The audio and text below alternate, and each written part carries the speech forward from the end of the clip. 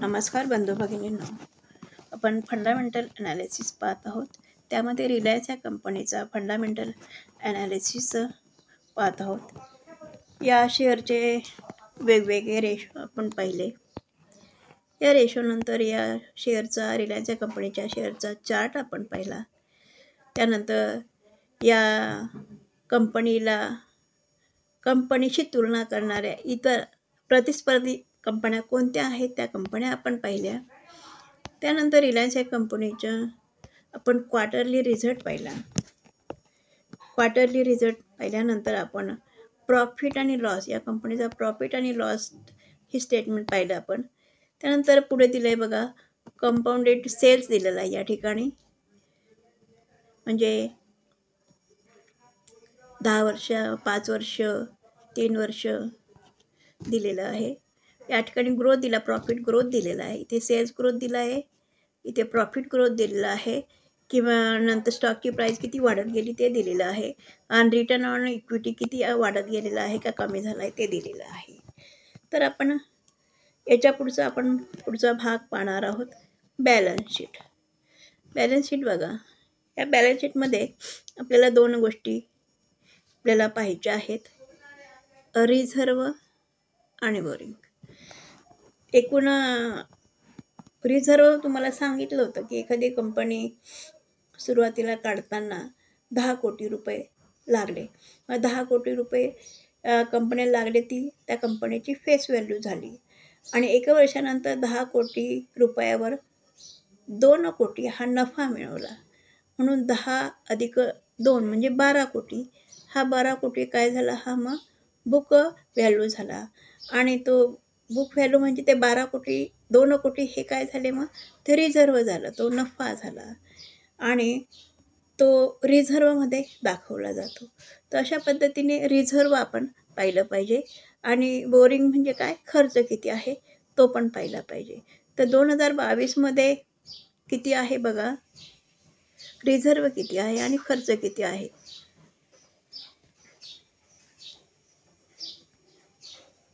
बघा, रिझर्व किती दिलेलं आहे,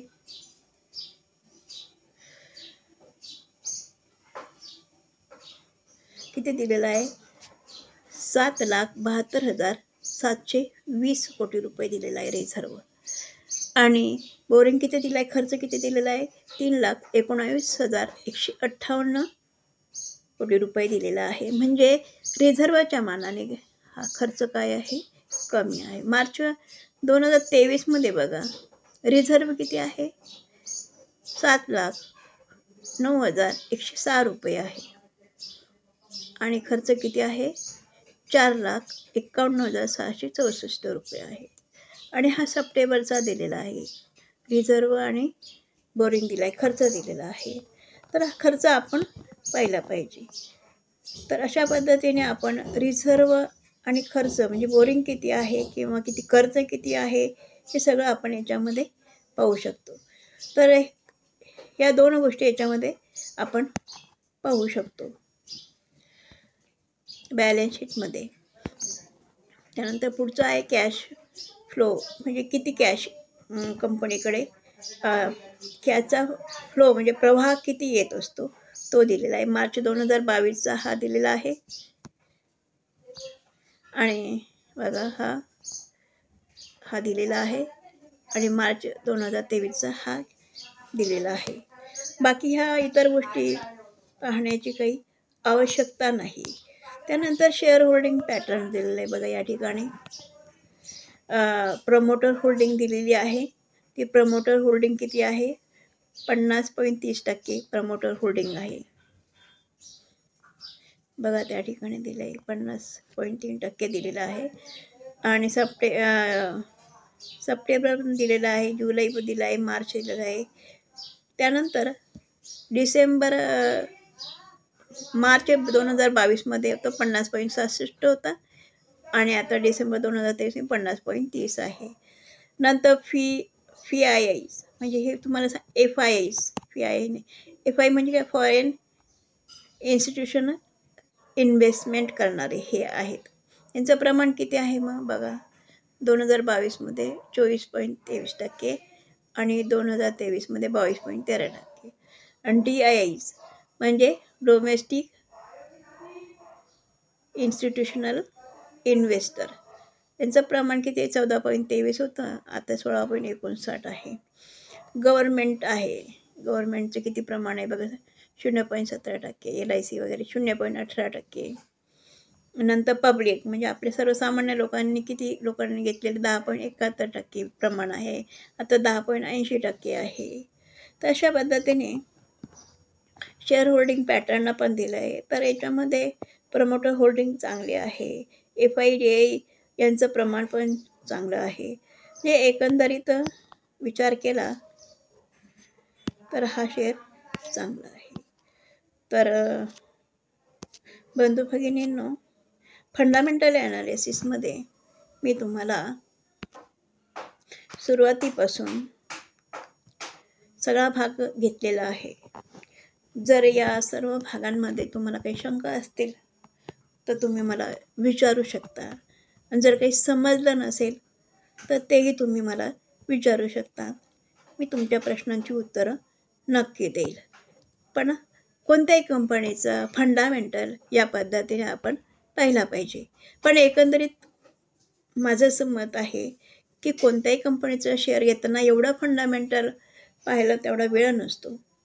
मग काय पाहिलं पाहिजे? मग त्यामध्ये ROC पाहिला पाहिजे, त्यानंतर ROE पाहिला पाहिजे, मार्केट कॅप पाहिलं पाहिजे, त्यानंतर प्रमोटर होल्डिंग पण पाहिली पाहिजे, प्लग पर्सेंटेज पाहिलं पाहिजे, DBT इक्विटी पाहिजे, DB टू इक्विटी पाहिली पाहिजे, कर्ज किती आहे आणि प्रॉफिट किती आहे, कंपनीचं मार्केट कॅप किती आहे, कंपनीचा निव्वळ नफा किती आहे, कंपनीवर कर्ज किती आहे, या सगळ्या गोष्टी आपण पाहिल्या. म्हणजे 3-4 गोष्टी पाहिल्या पाहिजे. आणि ज्यावेळेस आपण शेअर घेतो त्यावेळेस त्या शेअरमध्ये व्हॉल्यूम आहे का, की लोक घेत आहेत का, व्यवहार करतायत का, ह्या गोष्टी पाहिल्या पाहिजे. 4-5 गोष्टी फार महत्त्वाच्या आहेत.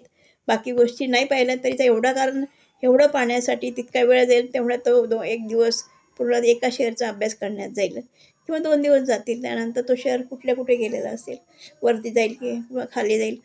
पण एकंदरीत आपण 5 मिनटामध्ये 5 किंवा 10 मिनटामध्ये कोणताही शेअर आपण निवडू शकतो. 4-5 गोष्टी आपण त्याच्यामध्ये पाहू शकतो. काय सांगितलं मी तुम्हाला? कंपनीचं कॅपिटल, त्यानंतर कंपनीचा सेल्स, कंपनीचा ग्रोथ, कंपनीचा निव्वळ प्रॉफिट, नेट प्रॉफिट, आणि कंपनीवर असणारं कर्ज हे पाहिलं पाहिजे. म्हणजे कर्जाच्या मानाने प्रॉफिट जास्त पाहिजे, ग्रोथ सेल्स वाढलेली पाहिजे, मार्केट कॅप पण बऱ्यापैकी पाहिजे, आणि रिझर्व पण चांगलं पाहिजे, म्हणजे नफा जास्त पाहिजे. या 4-5 गोष्टी पाहिल्या पाहिजे. आणि शेअर ज्यावेळेस आपण घेतो त्यावेळेस त्या शेअरमध्ये असणारा व्हॉल्यूम पाहिला पाहिजे.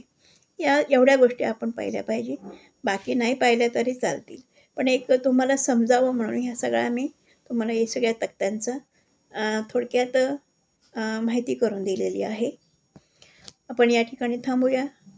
माझा व्हिडिओ आवडला असेल तर शेअर करा, लाईक करा, सबस्क्राईब करा. धन्यवाद.